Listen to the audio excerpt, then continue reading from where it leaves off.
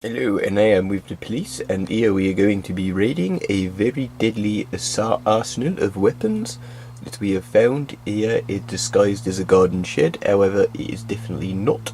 So what we are going to be doing is going through all of the weapons that we will be seizing today and having a look at them. Hello, hello, hello. What do we have here? A deadly assault spanner for bashing in people's heads. Looks like some kind of saw, probably used for torturing victims. Some sort of measuring plank there with a spirit level in it, probably used for hitting people. Some big saws, no doubt used for beheading gang enemies. Down there we have some folding chairs.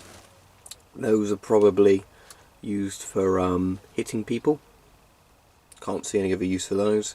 Obviously here we have a scary assault mower, obviously used for grinding people to death in gangland style executions. Although this is not a petrol powered assault mower, it is an electric one, so it has a shorter range. It's less deadly than the scarier petrol ones, but both are definitely scary band weapons. Here we have some more ratchets and hammers. Again, no legitimate use for those, they are simply for hitting people. Some smaller, more concealable saws.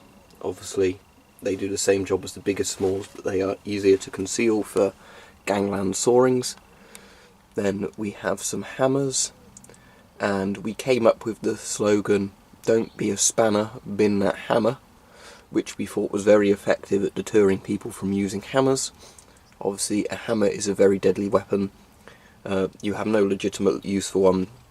Some people make the excuse that they are hammering in nails with that, but as you well know, a hammer's actual use is to murder people, so obviously we confiscate the hammers. Then there's another big saw, and there is a sickle there, where we have come up with "Don't be fickle, bin that sickle." And the sickle's use obviously is for cutting people up. We can't think of any other use people might have for them. So that's all the tools we found on the shelf, that are obviously actually disguised weapons. So what else have we got here? Lots of assorted rubbish on here, although there are definitely some other tools on there that would be used in very serious crimes. So this was an elderly gentleman's shed, but obviously he must be a weapons smuggler to have this many potential weapons in here. So he is definitely going to have to get life in prison for this. He's an elderly man, but he'll have to spend the rest of his life in prison, because obviously this is to supply gangs with these weapons, no doubt. It's a good thing we're keeping you safe and confiscating things like this that are dangerous and arresting the people that own them. Now, there is a second shed on the property, so we are going to have a look in that and see if we can find even more prohibited weapons. I think this might be a torture station here. As you can see, there is a red mark that may be blood next to this butter knife. We know that the radical groups are now using the term "don't spread on me" when they use these assault butter knives, but they are very dangerous. As you can see here, there is a bench grinder that is no doubt used for torturing people. I'm sure that is human residue on that wheel there. Very, very scary stuff.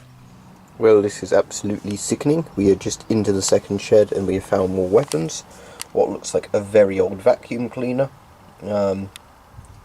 which would obviously be used for sucking people's organs out in deadly assault killings on the street. Here you can see even more tools. They look like little spades and hoes. Obviously the term hoe is very offensive, so we cannot call it that anymore. So the person will get done for offensive language as well as a weapon. But obviously a spade is a deadly assault weapon. What else do we have here? Another spade.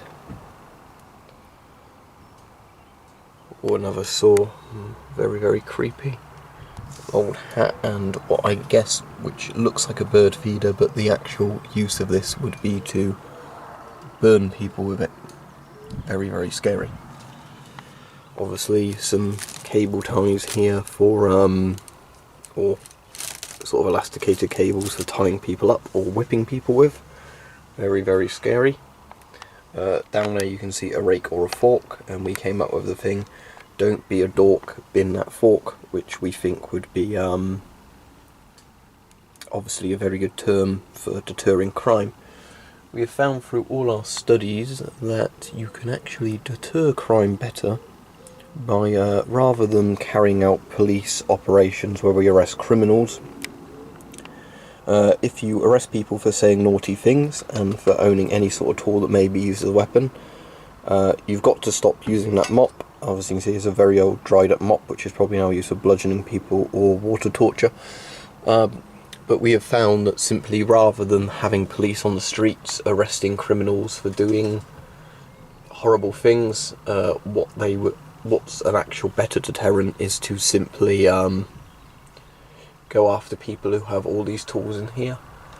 As you can see on the roof, lots of planks and things which can probably be used to hit people. A deadly assault umbrella hidden up there probably can be used to stab and slash. We do know that there was an assassination carried out with a ricin umbrella, so that could be a deadly ricin umbrella. As you can see on this shelf, lots of dangerous chemicals probably used in acid attacks, like the shaken vac. That is definitely used in combination with that vacuum cleaner deadly assault weapon we saw earlier to make nastier injuries. Other assorted tools in here, not obviously very dangerous as well.